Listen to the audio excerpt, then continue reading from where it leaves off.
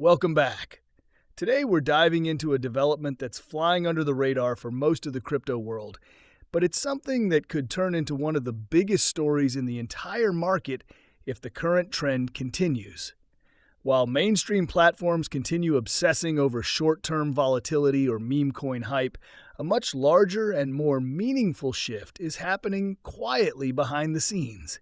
And it all revolves around Kaspa. A major influencer recently highlighted how Kaspa's charts reflect broader crypto sentiment. And once the bigger players in the industry start zooming in, you already know something serious is going on. So let's break down the data, the accumulation patterns, the unexpected behaviors on-chain, and the potential long-term implications that almost nobody is talking about. This video is for educational purposes only. It is not financial advice. Always do your own research before investing in crypto. We'll be using the multi-year Kaspa trend as the backbone for understanding the entire market environment. Starting with the weekly logarithmic chart, analysts have been mapping out a rainbow-style progression that visually tracks Kaspa's long-term phases. Between 2021 and 2023, Kaspa went through its first major bull wave. After that, many believe the period stretching from 2023 through early 2025 represented the first full bear cycle for the project. Now, if this cycle-based interpretation holds up, Kaspa would be entering what analysts call the 2025-2027 acceleration phase, essentially the beginning of another extended rally window. And here's where the story starts to take a dramatic turn. Some market analysts are not being shy at all with their long-range expectations. Believe it or not, there are projections floating around with price targets as high as $10 by late 2027. That may sound extreme, but when you look at the on-chain behavior, the wallet data, and the rate of accumulation happening right now, it becomes clear why people are starting to treat this scenario more seriously. Now, let's get into the numbers that shocked everyone. One of Kaspa's largest wallets, commonly referred to as wallet number 5, quietly added a jaw-dropping 703 million KAS in a single accumulation streak. That is not the kind of position an average investor builds. This is the type of strategic acquisition that would make hedge funds, VCs, and even institutional market makers raise their eyebrows. Someone out there is making a very deliberate bet on Kaspa's long-term trajectory. But that's only the beginning. On-chain researchers uncovered something even more dramatic regarding wallet number 1, the biggest known wallet on the network. According to the data, this wallet accumulated more than double the total newly issued KAS during October of 2025. Think about what that means. The largest buyer on the network wasn't just buying up circulating supply, they were purchasing twice the amount being produced by miners for the entire month. To achieve something like that, they had to pull huge quantities of tokens from existing holders. That level of absorption indicates an unusually high conviction, and it's extremely rare in crypto markets. And here's the twist that has been confusing analysts. Most of the inflows to wallet number 1 came from an exchange that publicly stated they are not affiliated with that address. That's extremely important because it means this isn't just an internal transfer or some exchange reorganizing its wallets. This is genuine accumulation by an independent entity. Multiple sources held their KAS, and all of it was eventually consolidated under this single massive holder. What we're witnessing is real concentration of supply happening live. But the story gets even more complex, and honestly, more fascinating. Even though this mega wallet was aggressively sweeping supply off the market, the amount of KAS held by the top 0.01% of addresses actually went down during the same period. Let me repeat that. A whale was consolidating supply, but the overall distribution was becoming more decentralized at the same time.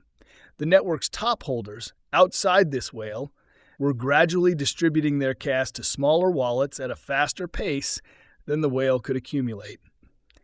It's almost like the ecosystem refused to become centralized even under pressure from a huge buyer. Analysts are interpreting this trend as one of the strongest proofs of Kaspa's naturally decentralizing tendency. October 2025 marks the first historical case where wallet number 1 purchased CAS faster than new supply entered the market. That's such a rare dynamic that you usually only see it in the early days of Bitcoin or other deflationary assets during extreme bull phases. What makes it even more noteworthy is the timing. The bulk of the whale's inflows happened right after the October 10th flash crash, an event triggered by the infamous Binance Price Oracle malfunction. That glitch created an artificial market drop. Prices tanked temporarily, not because of fundamentals, but because of a mechanical data failure. And right when most small investors panicked, one massive whale struck hard and scooped up supply at fire sale prices. That is textbook smart money behavior. Now we need to talk about sustainability, because this part shapes the entire future trajectory of Kaspa. Analysts agree that an accumulation rate this large is not something that can continue indefinitely.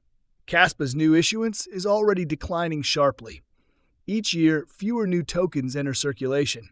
If someone tries to sustain super high inflow levels, the only way to maintain that pace is by taking coins directly from existing holders.